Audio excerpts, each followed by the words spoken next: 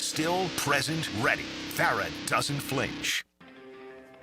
He's Hacker. Talk about a fried egg. I lasted about 5 minutes out there. I said, to heck with this. I'll do this in the morning. And I don't have any inside information. The lady that did it, she got in there.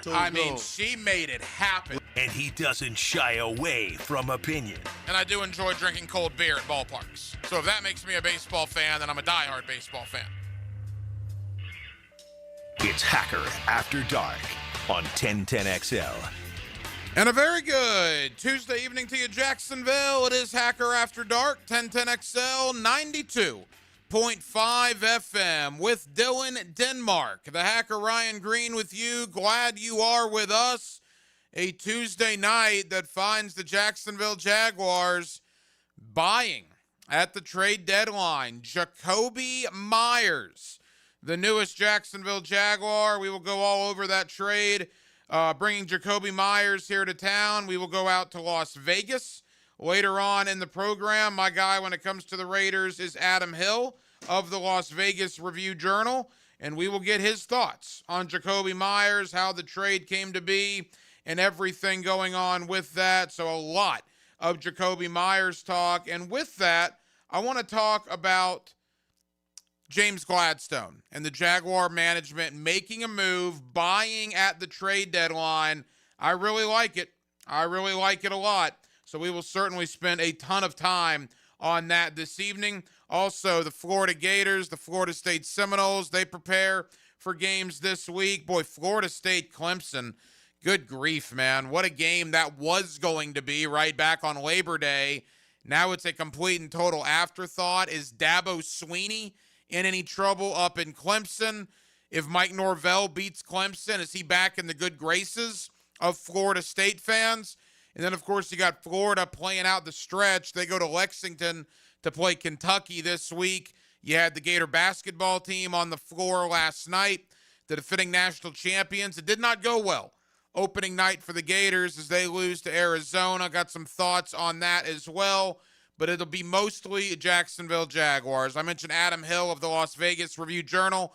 We will also catch up with John Shipley, Jaguars on SI, and my buddy Jamal St. Cyr of Channel 4 as we talk about these 5-3 Jacksonville Jaguars and what an opportunity that Jacksonville has this Sunday going to Houston, first division road game of the year, and a chance to absolutely bury the Houston Texans. If Jacksonville beats Houston on Sunday, that's pretty much curtains for the Texans when it comes to any chance of winning the AFC South. So we're absolutely loaded. We are with you till 10 o'clock. Jacksonville, as always, we are happy you are deciding to spend part of your Tuesday evening with us. Every night here on Hacker After Dark, we do kick it off with a big deal of the night and Dylan Denmark. Let's do that right now. Time now for the big deal of the night. What's the big deal? What is the big deal? No big deal. It is a big deal. On Hacker After Dark. All right, big news in the NFL trade deadline world. By the way, when did the NFL trade deadline become like the Major League Baseball trade deadline or the National Basketball Association trade deadline? I remember for a long time, you might have had a deal here or a deal there, but by and large, the NFL trade deadline was not a big day on the NFL calendar. That has obviously changed. You had all pros being traded earlier today, the New York Jets basically having a fire sale, and you did have Jakobi Meyers, a 1,000-yard receiver last year in Las Vegas, being traded to Jacksonville. Quickly, I would imagine most of you have probably looked up the numbers by now, but just in case you haven't, Jakobi Meyers, 4 years in New England.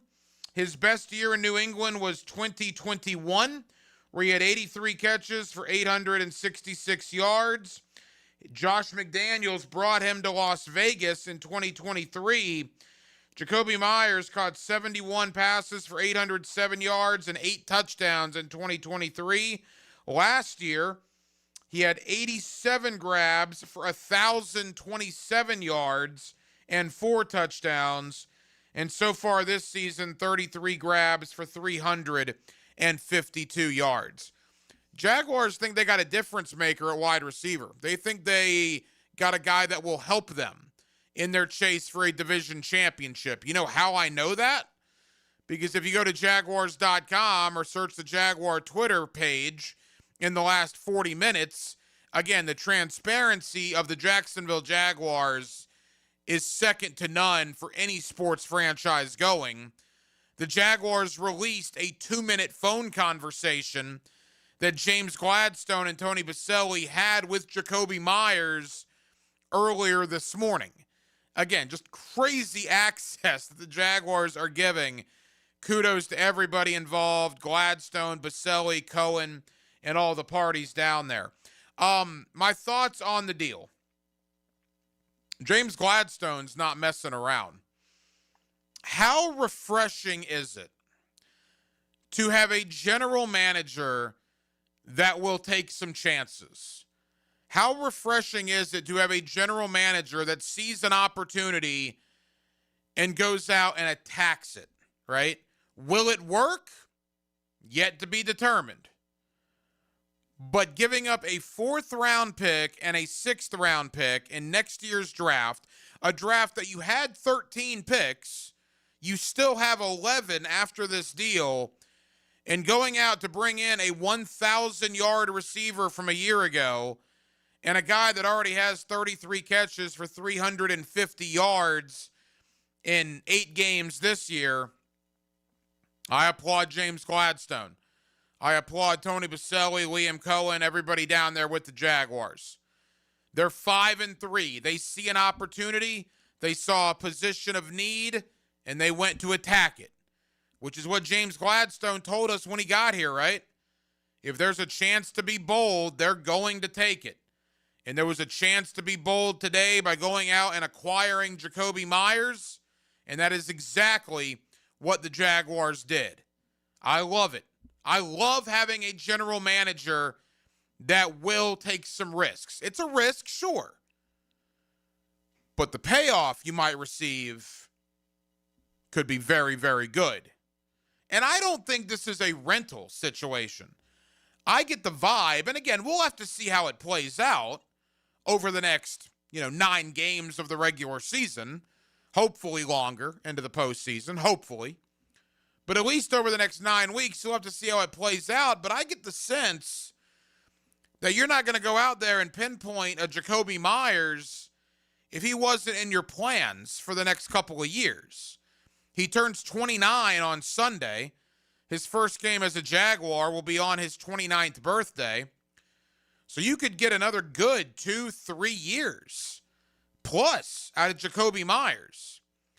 With Brian Thomas Jr., with Travis Hunter, not only this year, hoping Travis Hunter comes back, but certainly looking into the future, that'd be a nice trio at wide receiver. Right? You could do a lot worse than that. A lot worse than that. The Jaguars are buyers at the NFL trade deadline, which is so refreshing, man. You look at what the Jets did today in trading Quinnen Williams, trading Sauce Gardner, more on that in a moment. You look at the Saints trading a couple of guys. That's normally where the Jaguars are, where the season is over at the first part of November. I remember being on here with you guys for many years, either right here on Hacker After Dark or when I was back on middays on XL Primetime. And by the first part of November, man, we were talking about draft season, right? We were talking about mock drafts. It was a win for us here on 1010XL and for you, the Jaguar fan, if we made it to Thanksgiving without talking draft. We'll make it to Thanksgiving this year without talking draft. That's a foregone conclusion at this point, with the Jaguars sitting at 5-3 and an enormous game on Sunday against your division rival in the Houston Texans. But with 2 games left against the Titans, arguably the worst team in football. You play the Jets, arguably the worst team in football.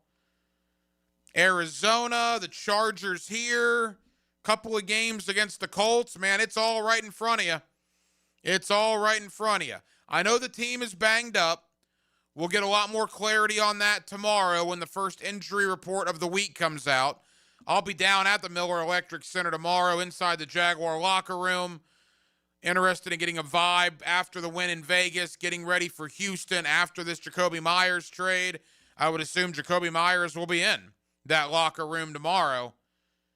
So I'll have a better sense of how the team and the guys are feeling, and we'll bring you some conversations out of that locker room beginning tomorrow night. But my sense on it, it's a confident football team, and it's a football team that knows that their head coach and their general manager are pushing some chips in 2025.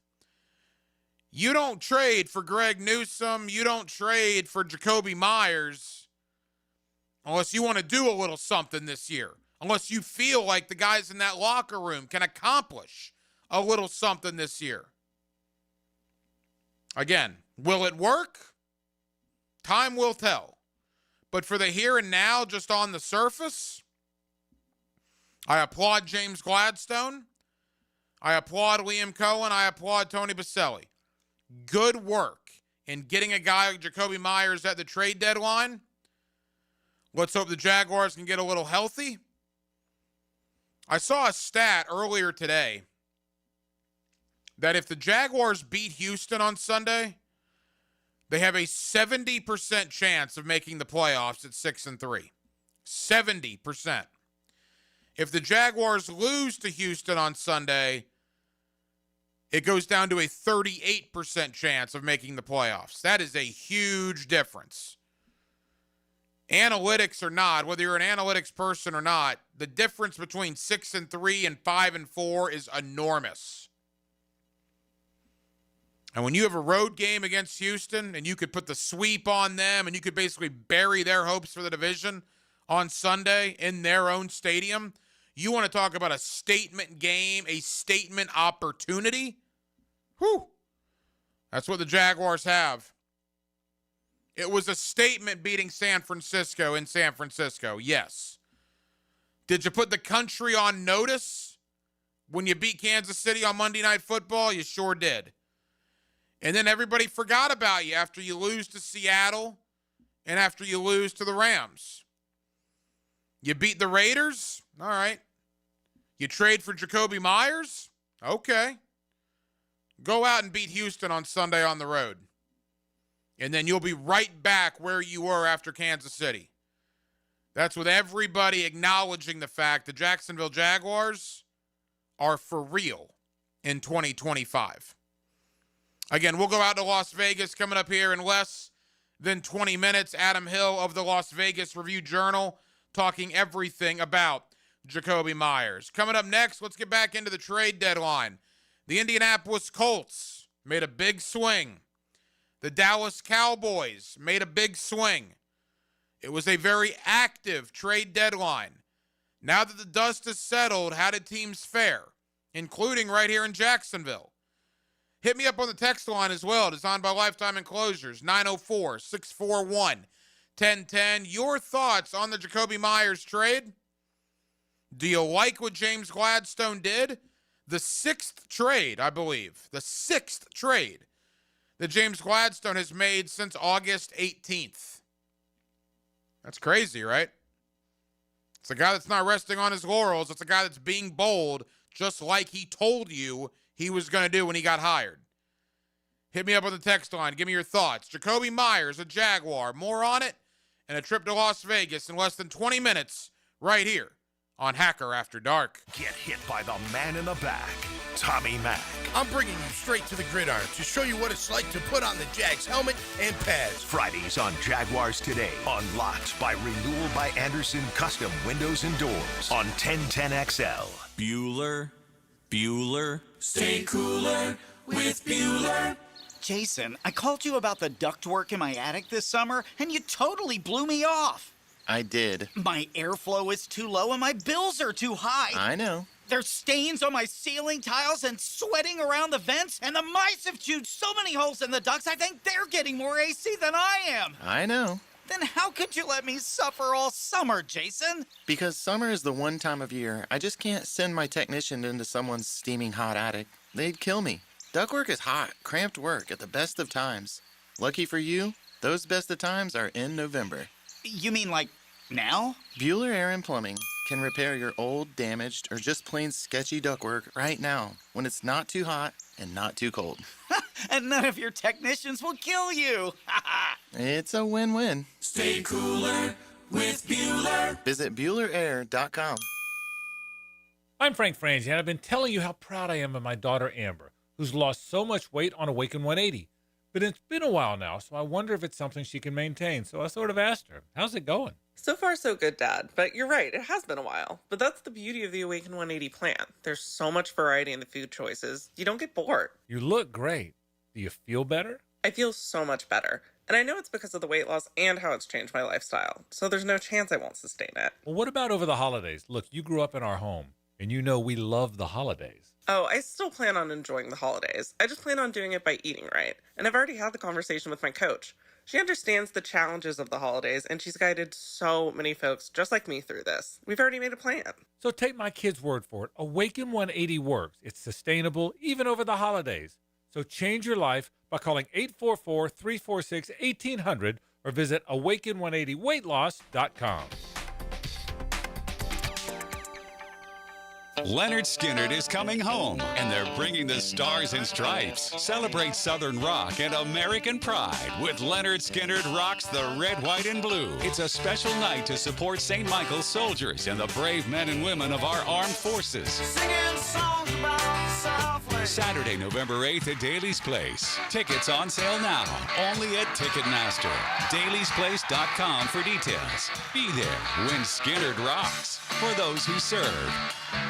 XL Primetime is back weekdays noon to 2, and on Wednesdays, join Dr. George Bari at 1:20 for the latest in sports injuries from all the big names in the game. Make sure you catch Dr. George Bari on XL Primetime Wednesdays at 1:20 on 1010XL 92.5 FM. Homeowners, storms don't wait, so why should you? Protect your home and your wallet with Universal Roof and Contracting. Save up to 20% on roof replacements and repairs now through November 13th. Financing available with payments as low as $115. Call 855-ROOF-HELP for your free inspection. Universal Roof and Contracting. Protecting your home, building your trust. License number CCC 057165, CBC 1258484. UniversalRoof.com. You better walk. You're the best divorce lawyers in town. From executive producer Ryan Murphy. I tell my clients every day, marriage is just a trap. Let's light it on fire. Showtime, ladies. Starring Kim Kardashian, Naomi Watts, Niecy Nash Betts, Tiana Taylor, with Sarah Paulson and Glenn Close. God, I love my job. Hulu original series, All's Fair. Now streaming on Hulu and Hulu on Disney Plus. For bundle subscribers, terms apply. Strap in, Duval. The Jaguars are gearing up to face the Los Angeles Chargers Sunday, November 16th for our annual Salute to Service game. Join us as we honor and celebrate the brave men and women of our military all game long. Secure your seats now and be a part of the action by visiting jaguars.com/tickets or call 904-633-2000. Let's stand together, Duval. If you are an experienced electrician looking for your next big opportunity, look no further than the Miller Electric Company, a trusted name in the industry for over 96 years. At Miller Electric, we tackle the biggest projects in the city, offering you the chance to showcase your skills on a grand scale. We believe in rewarding hard work with the best pay, top-notch benefits, and an unbeatable culture where people actually care about each other. Take your career to new heights with Miller Electric Company. Apply today at millercareers.com. Miller Electric, an equal opportunity employer. The holidays are here, full of joy, family, friends, and yes, a little hustle and bustle. That's why you need Aleve. Between cooking, shopping, and all those extra errands, aches and pains can sneak in. Aleve is here to help with long-lasting body pain relief. Don't let body pain slow you down.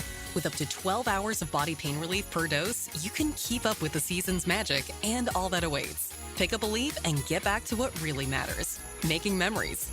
Use as directed. 1010XL, presented by Farah & Farah, exclusive injury law firm of the Jacksonville Jaguars. When it's game time, Farah doesn't flinch. Hacker After Dark on 1010XL. More on Jacoby Myers' arrival to Jacksonville. Also, what was a very crazy NFL trade deadline day in one moment. But I do want to throw this out there to you. The first college football playoff rankings have just been released. Now, again, these will change drastically, you would think, over the next couple of weeks leading up to the 12-team playoff. But if the regular season ended today and if the playoff began tomorrow, now remember, you don't get buys anymore for just being a conference champion, right? You get in the playoff as a conference champion, but the buys go to the 4 best teams as deemed by the committee, which is an improvement off of where we were last year.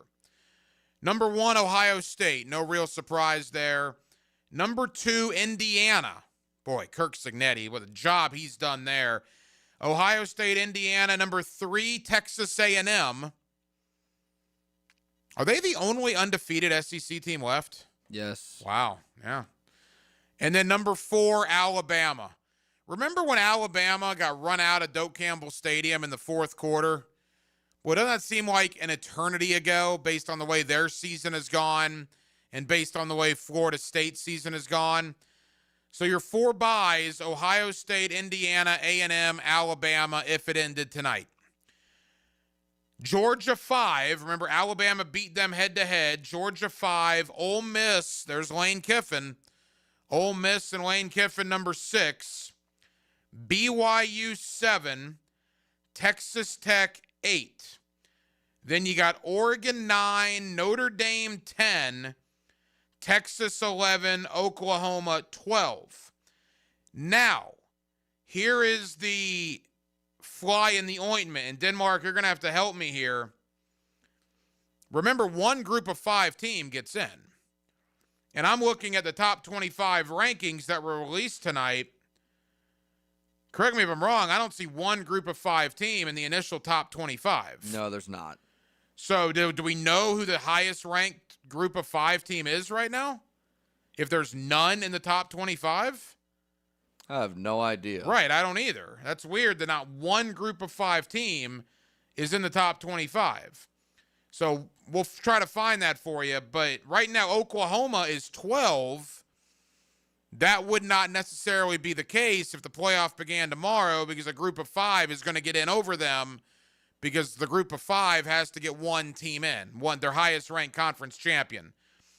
It was at Memphis maybe or somebody along those lines. But anyway, again, early in the season, first rankings out tonight. Ohio State, Indiana, Texas A&M, Alabama. Those are your top 4. Georgia, Ole Miss, BYU, Texas Tech. So Georgia, Ole Miss, BYU, and Texas Tech would all have home games in the first round. And then Oregon 9, Notre Dame 10, Texas 11, Oklahoma 12. But again, a group of 5 would have to work their way in there somehow. Denmark, any of that surprise you for the first rankings that have been released tonight? No, it's usual. The undefeated teams are 1, 2, 3, and then you start with the 1-loss teams at Alabama 4. Alabama beat Georgia, so Alabama's ahead of Georgia 4 and 5, and then Ole Miss at 6. Georgia beat Ole Miss. The undefeated BYU, they played Texas Tech this weekend, 7 versus 8, and then Texas Tech's a 10-point favorite at home this weekend. That's the only ranked matchup you have this weekend. And then after that, it's just a bunch of, Texas 11. So they think Texas is the best 2-loss team in the country, if I'm doing this correctly. Yeah, because both Texas and OU both have 2 losses, and Texas beat OU. Yeah, they have Texas. Well, Georgia Tech's only got 1 loss. They're 17. Yeah. By the way, the teams that just missed it, Utah 13, Virginia. How about Virginia? 14, Louisville 15, Vanderbilt. There's some talk about Vandy. They're going to have to win out, but if Vandy gets to 10-2, which would include a win over Tennessee, could they be in? I don't know. They're 16th right now. Miami, yikes. Miami 18th in the first rankings. Southern Cal 19, Iowa 20. It rounds out with Michigan, Missouri, Washington, Pitt, and Tennessee. So there you go, the first college football rankings of the year as we wait to see what unfolds this Saturday in the world of college football. What unfolded earlier today was the NFL trade deadline. Obviously, Jacoby Myers from the Raiders to the Jaguars. We will go out to Las Vegas here in less than 10 minutes. Adam Hill is the Raider beat writer for the Las Vegas Review-Journal, and he will join us to talk all things Jakobi Meyers. The Indianapolis Colts, AFC South rival of the Jaguars, currently in first place at 7-2. They swang for the fence today, and I, quite frankly, hate the trade for them. I love it for New York. So here's the way that I'm reading into this, talking to a couple of people in New York, reading message boards, hearing from other folks. The Jets woke up this morning with literally no intention of trading Sauce Gardner. None. Until the Indianapolis Colts called and said, we will give you a first-round pick in 2026, a first-round pick in 2027, and, oh, by the way, we'll throw in A.D. Mitchell and his rookie contract because we know you need wide receivers. And it was an offer the Jets simply couldn't refuse. They know they're in a rebuild, but you're going to give us 2 first-round picks and a 2/3 wide receiver and A.D. Mitchell for Sauce Gardner? Well, yeah, they did it. So the Jets are rebuilding. The Jets also traded Quinnen Williams today to Dallas. The Jets now have 5 first-round picks over the next 2 years. They got 2 in 26. They have 3 first-round picks in 2027. Sauce Gardner to Indianapolis. Indy thinks that they can win right now. So they're pushing all their chips in and getting one of the best corners in football. I won't say the best because talking to people in New York, they'll tell you Sauce Gardner hasn't had a terrific year. He's had a good year, not a terrific year, but certainly he's an upgrade over what Indianapolis has right now. But 2 first-round picks. Again, the Rams did this with Jalen Ramsey, right? From Jacksonville to L.A., 2 firsts, a DB. But when the Rams did that, they had Matt Stafford as their quarterback, right? The Colts have Daniel Jones. So you're pushing all your chips in now with no first-round pick until 2028 at the earliest. And yeah, you might have gotten a premier corner, but are you that confident in Daniel Jones? I guess they are after what they've seen for 9 games. Interesting timing. He's coming off his worst game of the year in a loss to Pittsburgh, where he fumbled twice and threw 3 picks. I don't know. I don't like it from the Colts' perspective. I mean, I get that you get a good player, but the Rams did it because they had a future Hall of Famer at quarterback. The Indianapolis Colts can't say that. So we'll see how it works out. Dallas getting Quinnen Williams and Logan Wilson today. Good for them. They need it. Their defense is horrible. That's a bad loss for Dallas last night. Arizona going in there and beating them on Monday night in Dallas. Bad loss. Jerry Jones trying to get over it quick by accumulating some other players. Quinnen Williams, great player, but I don't know, man. That Dallas secondary is pretty awful. And then Rashid Shaheed, who's a guy that I was pretty high on, wide receiver for the Saints. He goes to Seattle for a 4th-round pick and a 5th-round pick. So Seattle gave more to New Orleans for Rashid Shaheed than Jacksonville gave to Las Vegas for Jakobi Meyers. That's why I think the Jaguar trade, it's good value. You get a 1,000-yard receiver from last year, a guy that in the last, in 23 and 24 combined for, almost 160 catches and over 1,800 yards for a 4th-round pick and a 6th-round pick. I'll take that. I think it's good value. What about Jakobi Meyers? How was he in Las Vegas? What about the trade demand that he made public? What kind of locker room guy is he? What kind of guy is he? And more importantly, what kind of player are the Jaguars getting? My guy out in Las Vegas for years has been Adam Hill. He is the Raider beat writer for the Las Vegas Review-Journal. And he joins me next, talking all things Jakobi Meyers, the newest Jacksonville Jaguar, on a Tuesday night here in Northeast Florida. We're glad you're with us It's Hacker After Dark. A great drive takes more than a set of wheels. Fully loaded, I think is the term. Randy Marion Cadillac of Jacksonville brings you the drive of the game. Just one thing. Yeah. Don't push any of the buttons on that car. On 1010XL.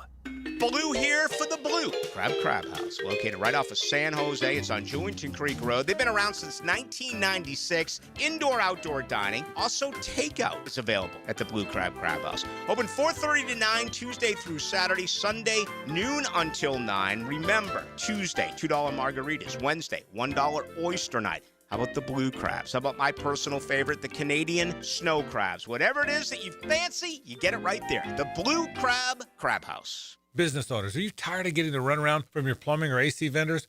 Fire them now and call Duck Duck Rooter. Duck Duck Rooter is the trusted partner for some of the largest commercial companies in Northeast Florida. From a professional accounting office that makes contracts and invoicing seamless to highly skilled field technicians who fix the problems fast, they handle it all. Make the smart move today with Duck Duck Rooter. Call 904-862-6769. 904-862-6769. Duck Duck Rooter, a proud partner of the Jacksonville Jaguars.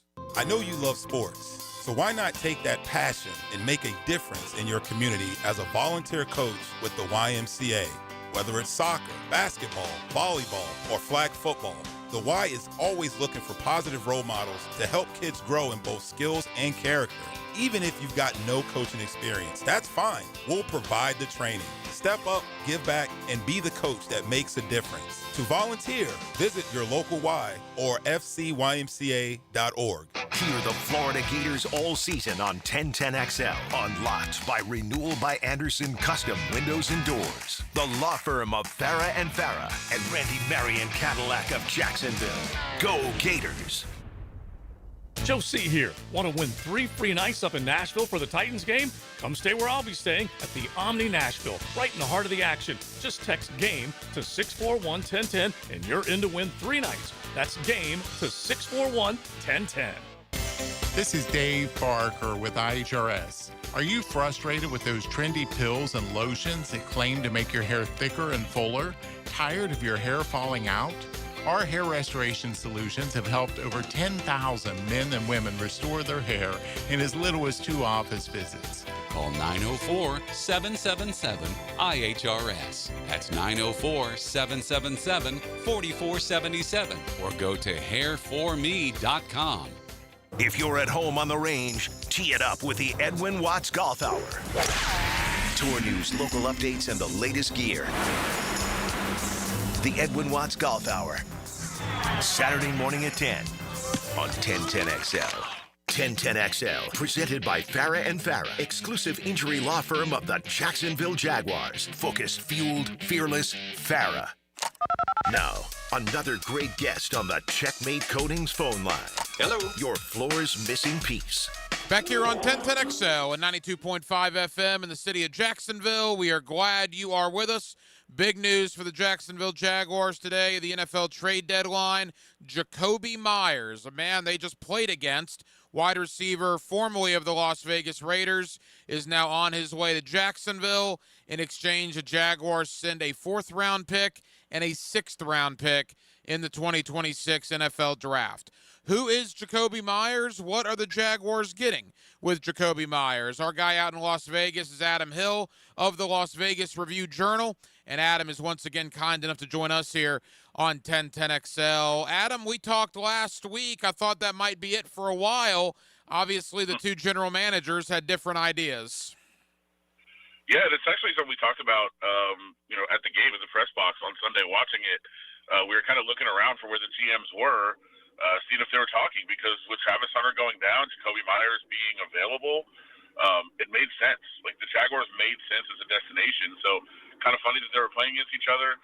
Every time he would make a catch in the game or make a block, there'd be a comment like, "Oh, I'm sure Jacksonville was impressed by that." And sure enough, that's what ends up happening. So the Jaguars get a wide receiver, the Raiders get draft picks, which they desperately need. And by the time we're done talking about Jakobi Meyers, your listeners might think I'm his agent, because I don't have any bad things to say about Jakobi Meyers. Well, we're going to talk about him in a moment, but first and foremost, I know he had requested a trade this offseason. I believe he requested a trade again a few weeks ago.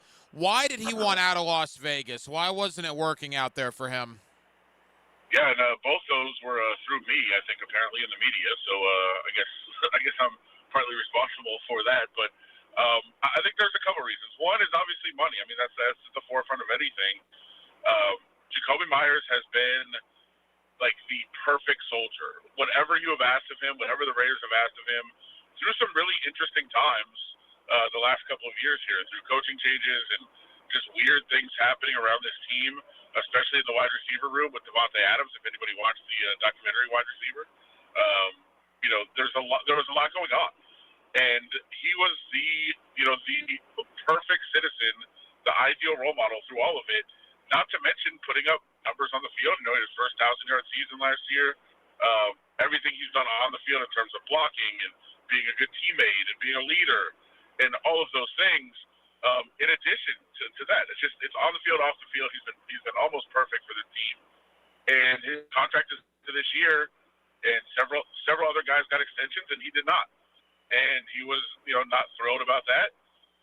He was a guy that they left as sitting on the last year of his contract. And he was coming off a year where he was clearly the wide receiver one and was not getting paid like it.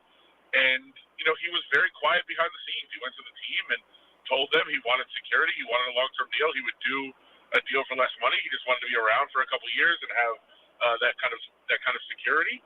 And they wouldn't do it. And then he kind of asked, like, what about a Trey Hendrickson type deal where, hey, just throw a couple extra dollars at me. You have plenty of room under the cap space or under the salary cap. You've got space, you've got flexibility. Like, just make it so it's worth it for me this year. And they wouldn't do that either. And so it was pretty clear that the team wasn't committed to him long term, and that's fine. But he wanted that, and he made it clear. And then when he made it clear behind the scenes and there was no movement and no action, it came out publicly. And he didn't want to talk about it a lot. It was something where if you asked him about it, he would say, hey, look, I'm here for the team. I'm a player. They do what they want to do. But then every once in a while, 2 weeks ago, he told me on the record, yes, I definitely still want out. Before the season, he had, there was a report and he confirmed that. So he hasn't been loud about it. He hasn't made a scene about it, but it's been clear that he didn't think it was going to work here long term, and he didn't think they wanted him, and so he wanted to get out. Adam Hill, Las Vegas Review-Journal. He's our guy out in Vegas when it comes to the Raiders. The Jaguars acquire Jakobi Meyers from the Raiders earlier today. All right, Adam, the type of player now, what type of wide receiver are the Jaguars getting with Jakobi Meyers? So incredibly dependable. Last year, it was actually kind of a mini controversy because I believe he was the only receiver in the league that didn't have a drop.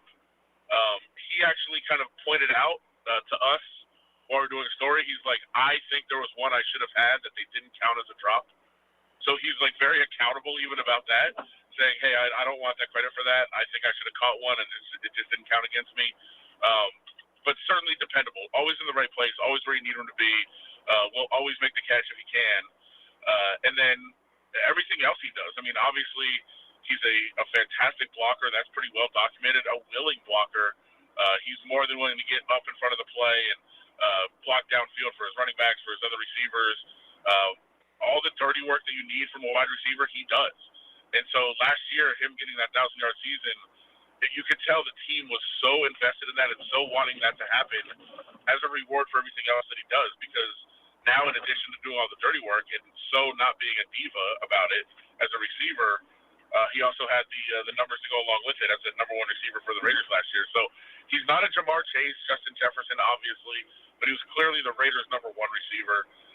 But he's also a guy that's willing to do everything else for the team on the field that you could possibly ask him. And don't forget, he's a guy that was a quarterback in college, and so every once in a while he can throw you a pass downfield too, run a trick play. But he's just a great leader, a great player. I think the Jaguars are getting somebody that they're going to love in the locker room, in the community, everything else. He's been an absolute role model here for this team. And again, beyond that, like I kind of mentioned it, but when Davante Adams was having his issues with the team, Jakobi Meyers is the one that kind of held not only the wide receiver room but the offense together. And eventually Davante was gone, and Jakobi was the guy in there. But he held them together through some tough times, not only in the room but in the locker room in general. You know, and to the point as well, I believe Jakobi Meyers turns 29 next week. He has 33 catches this year for 350-plus yards. How would you assess his performance in 2025 to this point? Well, first of all, he's been injured a little bit. He's dealt with some knee issues, so he's healthy now. And I think we saw that the other day. He didn't put up big numbers, but really some key plays that he made in that game and picking up some first downs to move the chains for the Raiders. He hasn't been like dynamic and explosive, like that hasn't happened, but I think that's more of a function of the offense. Geno Smith has really struggled. The Raiders have struggled as a team. They just haven't been consistent, haven't been able to move the chains regularly, and that's really what Jakobi Meyers does. So I would say, you know, the numbers aren't necessarily there for Jakobi, but the performance has been there, and any slip into his numbers is a result of the team, of the system, and of Geno Smith. Final moments, Adam Hill of the Las Vegas Review-Journal. And there obviously is a connection here in Jacksonville. Edgar Bennett, right, who coached Jakobi out there with the Raiders, obviously very familiar with him, so there certainly was a connection already. Yeah, and I'd imagine EB was going to bat for Jakobi. There's already a good relationship there. And I think anybody, you know, you've kind of heard it from me, anybody that has been around Jakobi, like, likes him and wants to work with him and wants to root for him and all those things. So no surprise that a former coach, like, it was a former coach that brought Jakobi here to Las Vegas. Like, it was Josh McDaniels, who was his offensive coordinator in New England, you know, wanted to bring him here. So people that have worked with him want to work with him again. There's no question about that. He's that kind of guy.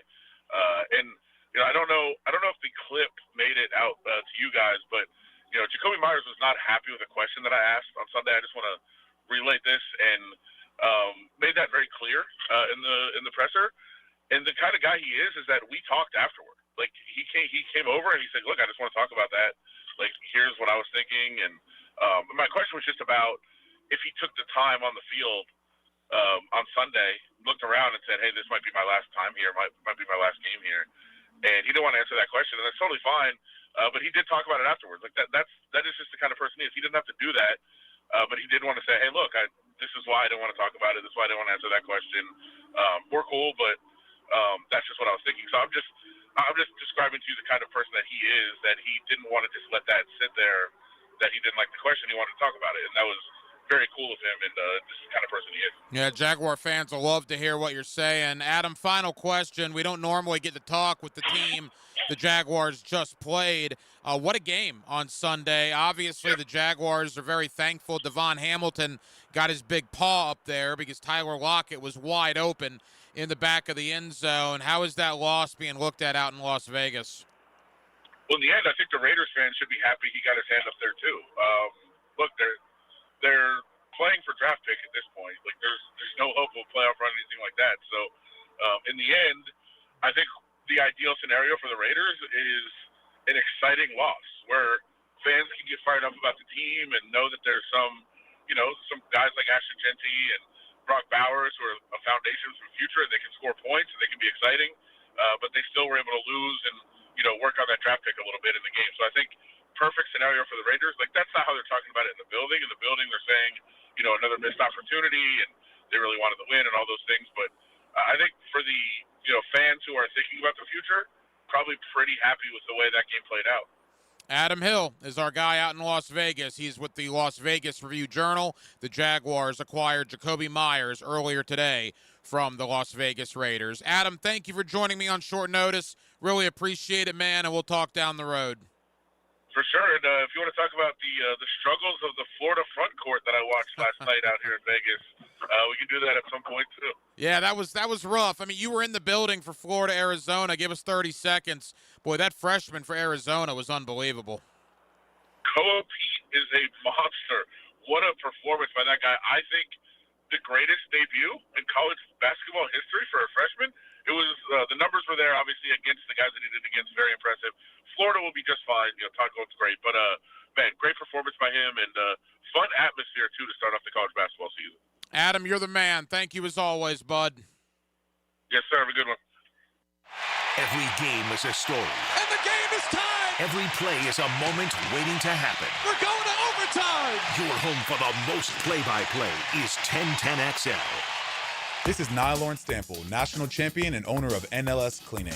We're your exterior cleaning experts for pressure washing, gutters, windows, and paper sealing. This event season, get your home or business ready to go before guests arrive. NLS Cleaning, 708-8802. Brackish Vodka, the spirit of the sportsman and proud partner of the Jaguars, is now available at the Fresh Market Spirits and Wine. The Fresh Market Spirits and Wine is a new adult beverage store offering spirits, wine, beer, and accessories at A1A North in Ponte Vedra, a first-of-its-kind destination for thoughtfully curated spirits, wine, and beer as only the Fresh Market can. And now, you can get Brackish Vodka at the Fresh Market.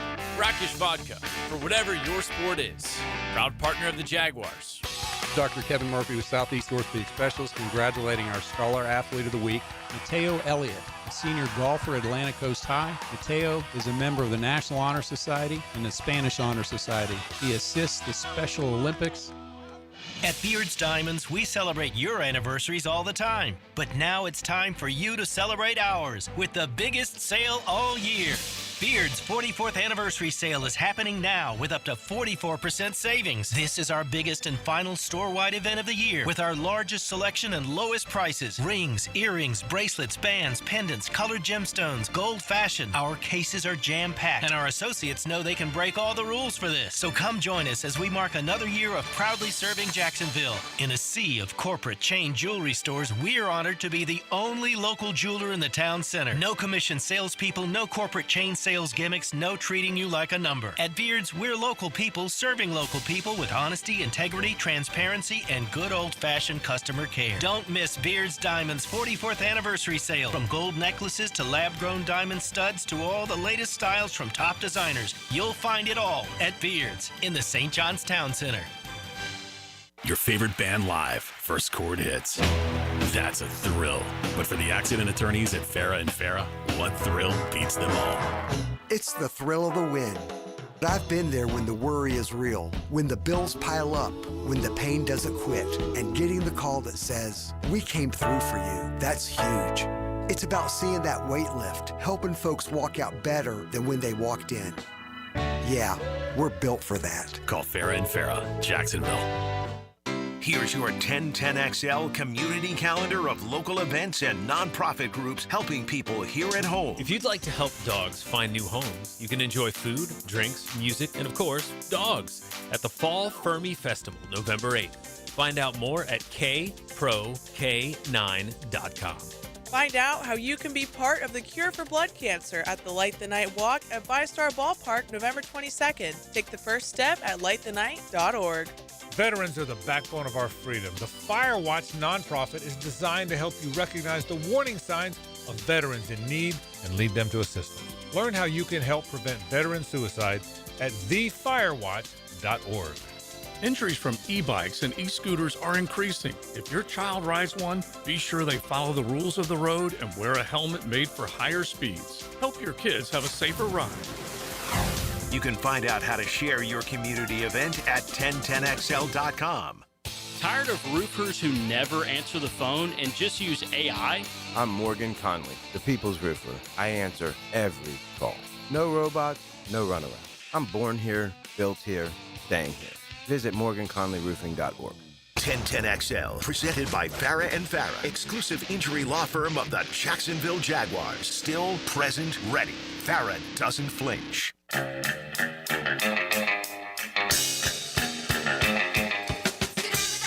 Hacker After Dark on 1010XL. Yes, it is. Glad you're with us. Tuesday night, Jacksonville, Florida. Hacker After Dark, 1010XL, 92.5 FM. Coming up in about 10 minutes or so, towards the top of the 9 o'clock hour, John Shipley, Jaguars on SI, will join us to look ahead towards Houston, look back on Las Vegas, and just talk about where this Jaguar team is. Right, 5-3 on the year, would be in the AFC playoffs. If they started today, they would be the final wild card. They would be the 7th seed. Certainly a lot more to do. The season is actually at the halfway point at halftime on Sunday, right? It'd be 8.5 games down, 8.5 games to go. So you hit the halfway point Sunday at halftime, Jaguars Houston. So a long way to go, but clearly. You start looking ahead to games on the horizon, things the Jaguars need to accomplish. There's a chance. They got some bad teams all left on their schedule. They got 2 against Tennessee, a game against the Jets. The Jets held a fire sale today where they traded off 2 All-Pros, right? Sauce Gardner and Quinnen Williams. So there is certainly an opportunity for Jacksonville here in the second half of the season. And we'll talk with John Shipley, Jaguars on SI, about all that coming up in about 10 minutes or so. Quickly, last night, the Florida Gator basketball team, the defending national champions, lost their season opener to Arizona. They lost to a good team, right? I mean, that's just the reality of the situation. Arizona's a good team. It was basically Arizona home game being out in Las Vegas. It would have been great for Florida to win a game like that. But again, we talk so much about the front court returning with Tommy Houck and Condon and Chinyelu and all these guys, Hand-Logden. Well, you're missing your best 4 guards from last year. Walter Clayton is in the NBA. Will Richard is in the NBA. Elijah Martin is in the NBA. And Denzel Aberdeen took an NIL deal to go to Kentucky. It's going to be hard to, right off the bat, have chemistry when guys like Xavier Lee and Boogie Flan and these new guys in the backcourt for Florida, that was their first game they've ever played with each other last night. Remember, Walter Clayton Jr. and Will Richard had a year as being teammates before last season. They were teammates in 23-24, and then obviously built more chemistry last year, and ultimately with the front court that led to the Gators winning the national championship. And it's hard to repeat, man. That's why repeat national champions are so few and far between. Florida's going to win a lot of games. Florida's going to be fine. Florida's going to be an NCAA tournament team. It's going to be like every year. If you make the Sweet 16, it's probably a success. Anything past the Sweet 16 at that point is probably gravy. That's what my thought was last year. Honestly, even as a 1 seed. Think about how lucky Florida was to get to the Sweet 16. UConn was up 7 on them with like 3 minutes to go in the round of 32. It's hard to win a national title. It's hard to advance in the NCAA tournament. I know some Gator fans were upset last night. It's the first part of November. It's the first game of the year. A lot of new guys in the backcourt, and you were playing a top 15 team essentially on the road.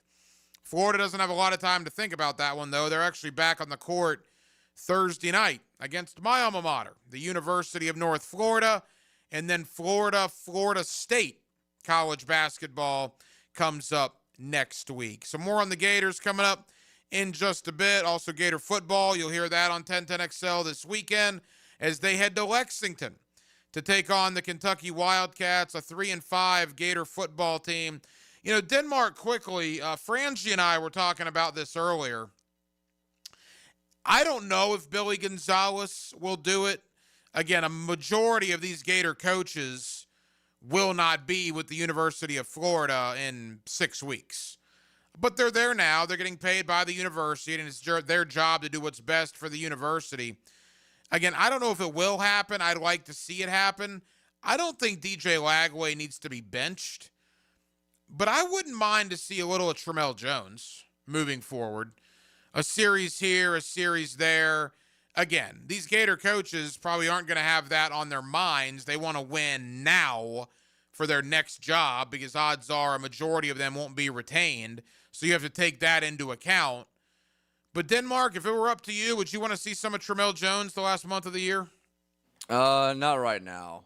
I'd still roll with Lagway. I mean, I don't know how the NIL and how he's getting paid and all that.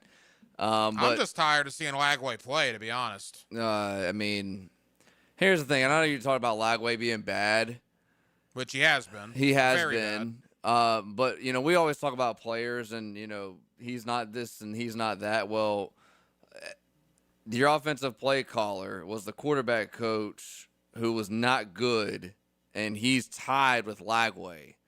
So everything that that Lagway's been in college has been tied with Napier. That's fair. And it's not going to change drastically in the next 4 or 5 weeks. I mean, everybody's got excuses for the kid. Look, I mean, Napier, the injury bug, I mean, that's all valid. But the last time I checked, play calling aside, when you have a guy wide open in the fourth quarter to take the lead on a top 5 rival, and you underthrow him as bad as Lagway threw on. You know how long that throw was? I don't, dude. It was almost 50 yards. Okay, what about the 10 yards he overshot the wide open wide receiver in the second quarter? Or the 5 picks he threw against LSU? Or the 30 yards of offense that Florida had against Miami? Or the fact that they didn't do anything against A&M for the final 50 minutes of that game? And this isn't just you, a lot of Gator fans. Excuse after excuse after excuse for DJ Lagway. At some point, you just need to say what's obvious. He's not very good. Now, can he have an offseason this year and be good in 2026? Well, maybe he can.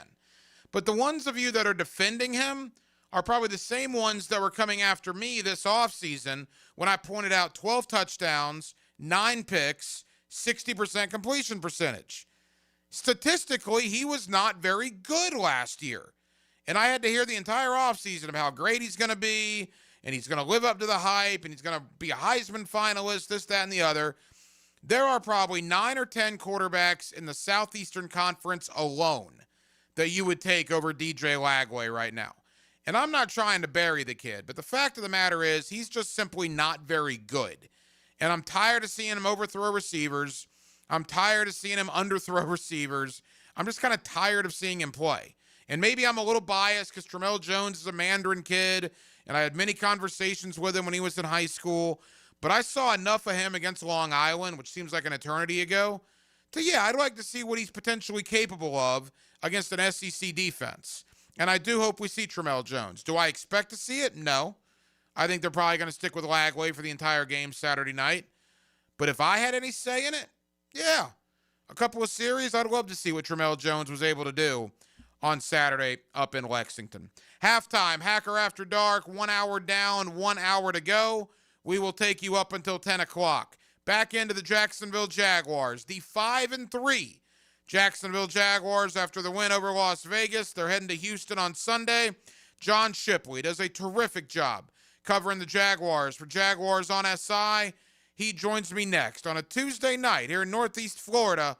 It's Hacker After Dark. Post-game Monday is like digesting a huge day of football. Let's do this. Expert analysis of Sunday's game all day. It's not great. It's fantastic. Sink your teeth into Dandy Foods Post-game Monday. So delicious. On 1010XL.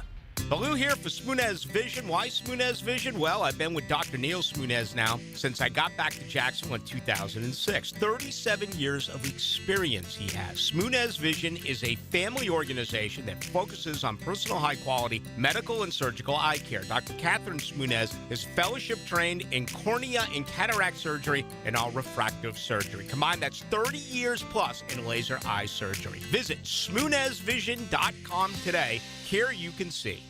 Jacksonville, hunting season is here, and nobody gears you up like Green Acres Sporting Goods, home of the largest archery pro shop in Northeast Florida. They've got everything for all seasons: archery, black powder, and general gun season. Green Acres is a fully stocked Browning dealer with ammo, accessories, and safes. Don't miss out on Florida's Second Amendment sales tax holiday, happening now through the end of the year. Gear up today at greenacresporting.com. This Date in Sports History is brought to you by Southeast Orthopedic Specialists. On November 4th, 2007, Vikings running back Adrian Peterson set the NFL single-game rushing record with 296 yards. Hello, First Coast. I'm sure by now you have seen our bright green GFL trucks and containers throughout the greater Jacksonville area. We're an industry leader in solid waste and would love the opportunity to earn your business. We're committed to customer service, reliability, and have an unwavering focus on safety. Whether commercial or construction, let us haul your waste away. Call 904-760-5880 to get a quote today from GFL, Green for Life. Home of the Jaguars. WJXL AM Jacksonville Beach. WJXL FM Jacksonville Beach. Get in the zone, AutoZone. Charlie's battery is struggling to start. Not ideal before the tailgate, so he goes to AutoZone, Welcome to AutoZone. where a friendly AutoZoner tests his battery for free. Looks like he needs a new one, so he gets the Duralast battery. Have fun and stay warm. And he makes it to the tailgate early enough to get his favorite spot. Free battery testing and charging. No hassles, just help.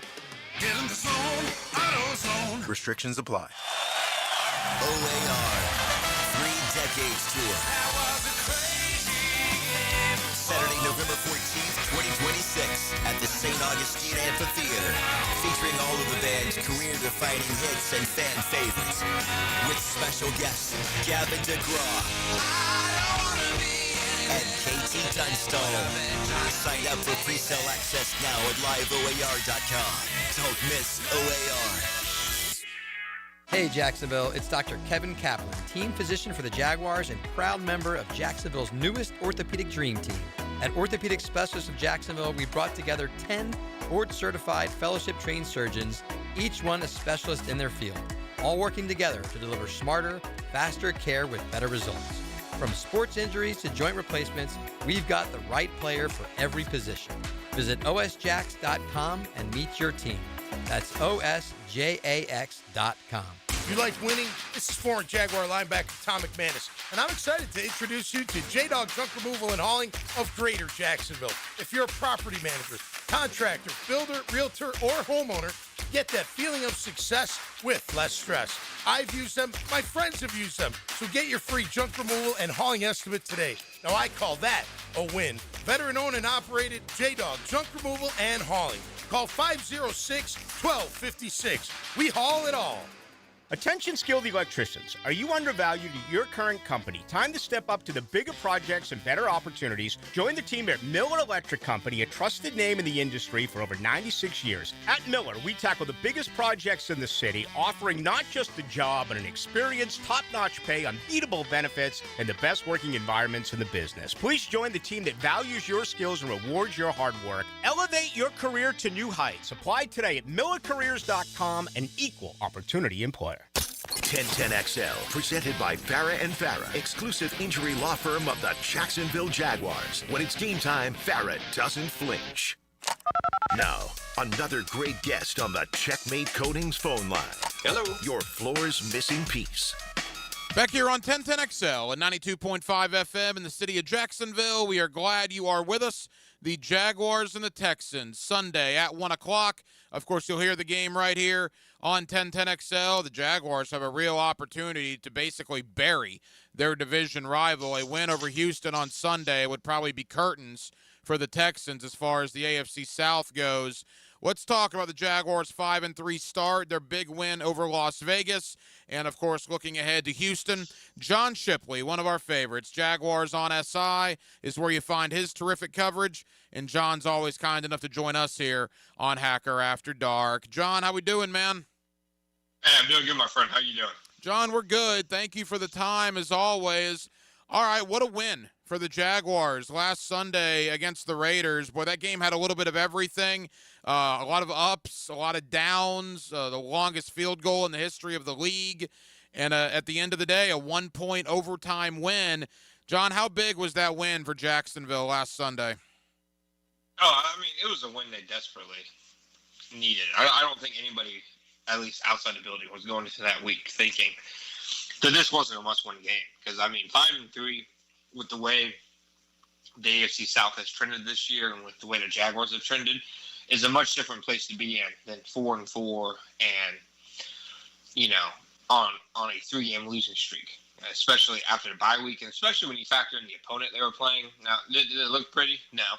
Saints rarely kind of deal with this team, but they got the win. In the NFL, that's what matters. Yeah, is having to eke out a 1-point overtime win against a Raiders team that had gone, I think, 5 quarters without a point ideal? No, but other, you know, surprising results have happened throughout the season. The Raiders beat the Patriots in week 1, and nobody would take the Raiders over Patriots in most games. The Atlanta Falcons beat the Buffalo Bills. You know, it goes on and on. That's just how the NFL is. This was a game the Jaguars needed to win. They could not afford to drop this one. And the fact that they found a way to make it happen, even when, it was a back and forth all second half. The fact that they didn't let up on the gas and they were able to stay in it, I think is a testament to them. And I mean, they've already now through 9 weeks eclipsed their win total from a year ago. I think, obviously now that they have a chance to compete for some playoff games, that's the goal. But I think no matter how you slice it, this season is going to end up being a success for Liam Cohen in the year one expectations. Yeah, I don't think there's any doubt about that. And we've always talked about the Trevor Lawrence experience, right? The ups and the downs. I think it's the Jaguar experience in 2025. John, they're going to commit penalties, man. It's just what they're going to do, and they're going to commit ridiculous turnovers. It's just what they're going to do, and they're going to have just some nonsensical things happen. But more times than not, they're going to respond. I used the term resilient like 10 times last night. I mean, they'll get 1st and 20 like no team I've ever seen, and they'll still get first downs after it. It is crazy that, I mean, you just have to go into a game just knowing that penalties are going to happen. Stupid turnovers are probably going to happen. But again, outside of that Rams game, they've been very, very resilient, even in the other losses. Seattle and Cincinnati, you could say they were even resilient in those games as well. Oh, no, 100%. I mean, they were 3-10 in one-score games last year, NFL record for one-score losses in a single season, and they're 4-1 there in that department this year. Now, there's a lot of variants that go into one-score games, so maybe part of it's that, but I really do think that this Jaguars team, I mean, they scored 6 straight possessions, from Cam Little's kick on Sunday against a Raiders defense that it isn't a spectacular defense. It's far from being one of the best in the NFL, but it's not a bottom defense either. It's probably about like 15th, 16th best defense in the NFL. 6 straight scoring drives against a quality defense while you're missing so many players on offense. And then, frankly, the defense is walking wounded right now. I mean, after Trayvon Walker threw his punch, they were down 5 key players on defense, in addition to what they were missing on offense. So the fact that even with guys having to step in from the practice squad like Tim Jones, like Austin Trammell, and then backups like Antonio Johnson, like Ventrell Miller, like Emmanuel Ogbah got a couple pressures in the game. They're winning games in a style that they just did not win the last couple of years. John Shipley, Jaguars on SI, with us here on 1010XL in Jacksonville. Jaguars Texans Sunday at 1 o'clock, and you will hear it right here on the home of the Jacksonville Jaguars. John, Trevor Lawrence, look, that was as bad an interception as I think an NFL quarterback will throw on Sunday. And I got kind of into my feelings on social media. That tends to happen to me from time to time on Sunday afternoon. I mean, I was like a lot of Jaguar fans. I couldn't believe that. That's like 9 red zone interceptions for him in his career. And that was as bad as it gets. After that, though, I thought Trevor might have had his best, 3 quarters as a Jaguar in 2025. I thought he was pretty good after that ridiculous interception, which, again, is just, I guess, part of the Trevor Lawrence experience. Yeah, he was, I think, like 11 for 15 for like 110 yards from the start the second half on. They only threw it one time in overtime, but that was a 13-yard completion on 2nd and 12. So I agree with you. I thought Trevor, outside of that one play, played a really solid game. But, as you just mentioned, that kind of sums up the Trevor Lawrence experience in a lot of ways. I put out a tweet saying the same thing, and it's not, meant as an insult or anything. It's just how it is with Trevor. He makes several throws a game. And I don't mean like throws a season, several throws every game where he looks like a franchise quarterback, only 10 other quarterbacks in the NFL, if that, are making that throw. But then the lows he'll have, that interception, they just seem so opposite the other end of the spectrum in such an outrageous, really way that it sums up why he's frustrating. Now, if he was like guys they've had before who are just not very talented, like Nick Foles, like Blaine Gabbert, that'd be one thing. He'd probably be less frustrated that way. But you can see when he's in a groove just how talented this guy is. I mean, he was let down on several plays as well. And I think they can, obviously they're doing it. They win with him. If they'll be able to win because of him, it's going to come down to if he can start eliminating some of those negative plays. But I agree with you. I thought he had a good game. I thought, especially considering the circumstances, he clearly wasn't 100%. I think that Trevor, had one of his really better games of the year. I almost compare it, and I'm not saying he's Brett Favre, and maybe Jake Cutler is a better example, but, you go ask Bears fans about Cutler. Cutler would drive him crazy because he would do one or two things per game that were just mind-bogglingly dumb, yet Cutler would make throws that would make you go, holy crap. And I just think that's exactly what Trevor Lawrence is. He's got that Jake Cutler, maybe a poor man's Brett Favre in him. And the offensive line, too, John, I was very critical of them the last two games, and with good reason, I thought. 14 sacks allowed. They weren't running the ball very well. Boy, I thought the offensive line on Sunday played extremely well. When you can line up in overtime and run it 8 straight times on that drive and ultimately end up in the end zone, that's getting it done up front. I really think the Jaguars offense got back to its roots on Sunday. I think the offense you saw against the Rams and against the Seahawks where they're airing the ball out, I don't think that's at all how they're constructed to be. I don't think it's what they're best at, and I don't think it's what Liam Cohen wants to be. And I really think that the thing that makes Liam Cohen such a good play caller, in my opinion, is, and you've heard, guys, especially Grant Udinski, talk about this, the way that he kind of sequences plays, how he'll call something early in the game to set something up for later in the game.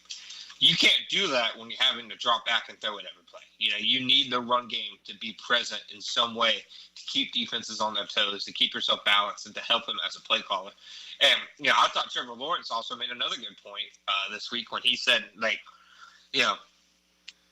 being a balanced offense can absolutely help them, but they have to help Liam Cohen be a better play caller by putting him in better situations. When they go out there and lose yards on first down, or second and 20, first and 20, they limit what he can do as a play caller. So I think it's both sides need to help each other, and I think on Sunday they did that. I mean, this is a running offense. I know the Liam Cohen hire was about Trevor Lawrence. I'm completely, aware and observant of that, but this is a running offense, running football team, and I think it needs to stay that way.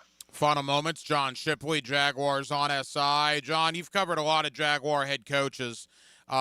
There's something about Liam Cohen I just really like. I mean, I like the guy. I think he's genuine in these press conferences. You see the raw emotion on the sideline. The access that this team is giving us on Jaguars.com in the locker room after losses and team meetings after losses. I mean, you don't get that from any other team. And I compliment Baselli, Gladstone, and Cohen for all of that. But speak to Liam Cohen, man, because there's something about him that I just really like, John.